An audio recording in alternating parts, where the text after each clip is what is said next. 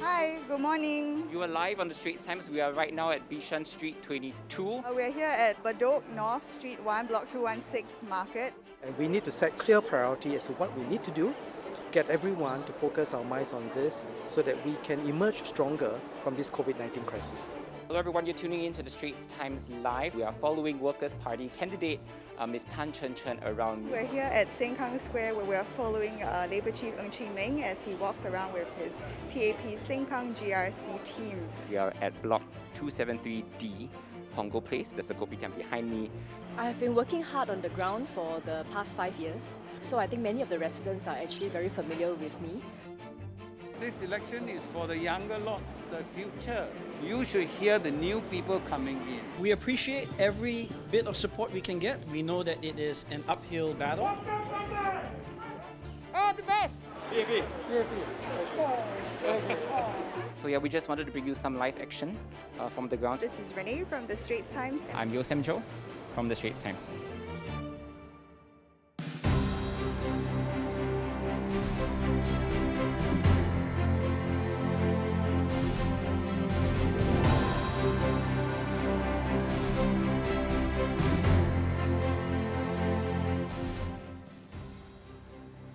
Good evening. Welcome to the Straits Times' special coverage of GE2020, 9 days of hustings, and it all comes down to this. Hello, I'm Olivia Quay.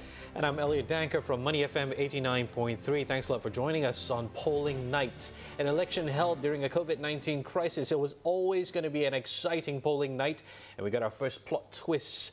About half an hour ago, the Elections Department announced that voting hours will be extended until 10 p.m. except for polling stations in stay-home notice designated facilities. ELD said it's because that while the queue situation at most polling centres has improved, a number continue to see long queues. So the extension will give more time for Singaporeans to cast their vote. Indeed, the ELD recommends that voters check the queue situation on the website voteq.gowhere.gov.sg. Now, if the queue is long, ELD asks that voters only arrive at the polling station at 9 p.m. That's right. And given the new developments, our full show will now start at 9:30 p.m., half an hour before polling centres close. And that's again at 10 p.m. Our 5 reporters are at the polling centres now to tell us more. Let's first check in with multimedia journalist Renee Po. Renee, what more can you tell us? Yes, Elliot, I'm now at the polling centre at Dei Secondary School in Ang Mo Kio, which will be converted into a principal counting centre at only 10 p.m. now, with the extension of voting hours. As Dei is still a polling centre, I've actually still seen some people trickling in the last hour to vote, though it has been fairly quiet here. Now, later on, candidates contesting in several GRCs whose votes are being tallied here may turn up at some point to observe the counting process. Now, these are the candidates from Aljunied GRC, Ang Mo Kio GRC, Bishan Toa Payoh GRC, and Yio Chu Kang SMC, and we'll be looking out for them. So the counting process, of course, will be delayed, but we will be on the ground to stay tuned and bring you the latest updates. Now, we'll take you over to Sam Jo, who's at St. Anthony's Canossian Primary School.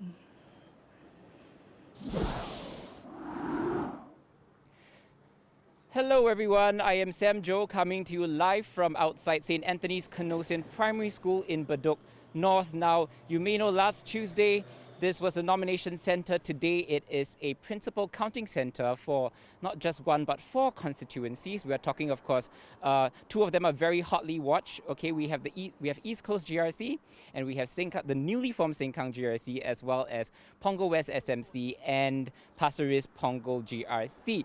Pasir Ris Punggol GRC, of course, on the PAP side, it's a 3-cornered fight, and the PAP team it's led by Mr. Teo Chee Hen himself, and he's going up against the Singapore Democratic Alliance as well as People's Voice.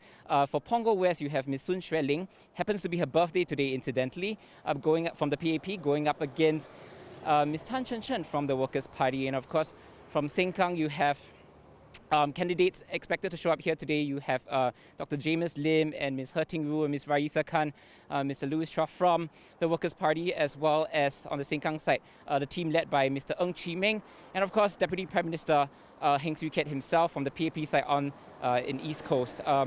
There doesn't seem to be much going on now. The media are all standing by. Of course, this was not a polling center, so we're waiting for the counting to begin. As you know, voting has been extended. So in a nearby coffee shop, actually, I spotted some people eating, and there were some uncles with their beer buckets. You know, some of them even had Workers' Party flags in the beer buckets. So there's a little bit of excitement around the area, but nothing is happening in the school, outside the school, as of now yet. But whenever there's more action, we will bring it right to you. Now, in the meantime, let's head over to Clementi. It's Dylan Ang.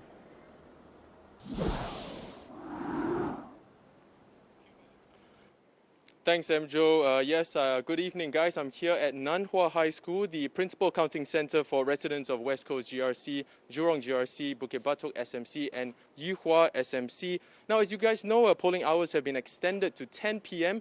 from the initial 8 p.m. But later on tonight, over here at Nan Hua, we are expecting to see Progress Singapore Party Chief Dr. Tan Cheng Bock here tonight. Dr. Tan is, of course, contesting in West Coast GRC against the PAP team led by Mr. S. Iswaran. So do stay with us as we bring you all the highlights. But for now, it's over to you, Suen. Thank you, Dylan. I'm currently standing outside Methodist Girls' School. So Methodist Girls' School is actually one of the principal counting centres. We've just been told that voting has been extended for 2 more hours, so activity here has slowed down quite a bit, and will only probably kick in 2 hours from now. Just a little while ago, we bumped into a couple of PAP volunteers just outside the centre who told us that they were going to go and take a break before coming back in about an hour. Now, just earlier today, we also saw 2 of the Holland Bukit Timah candidates come into the centre, presumably to cast their votes. They were the SDP's Ms. Min Cheong, as well as the PAP's Mr. Christopher D. Souza. Now, we'll be here all night bringing you live action, but for now, on to my colleague Ryan.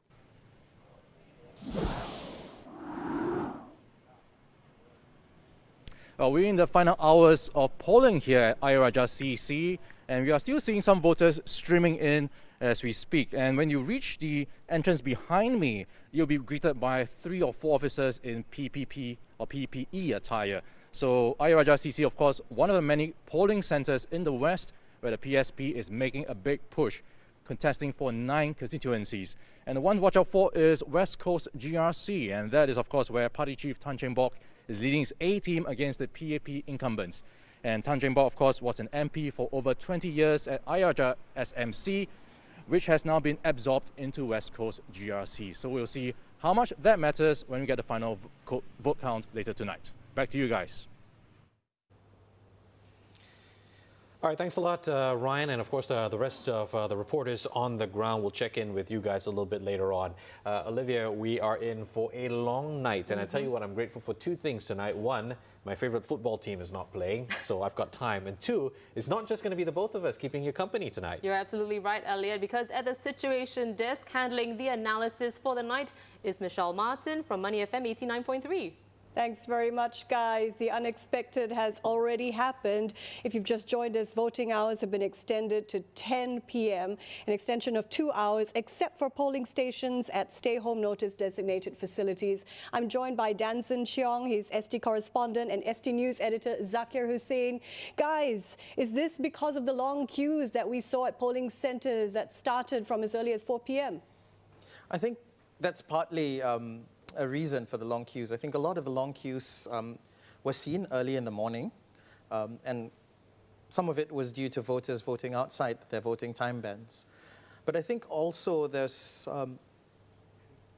it seems that voting, some of the queues also, I think the safe distancing measures that were in place did slow down the queues at some of the stations. And I think throughout the day, the elections department did step in and make amendments to the way in which voters were admitted into the stations. So for instance, temperature takers, some of them actually increased or doubled the number of temperature takers as they entered the stations.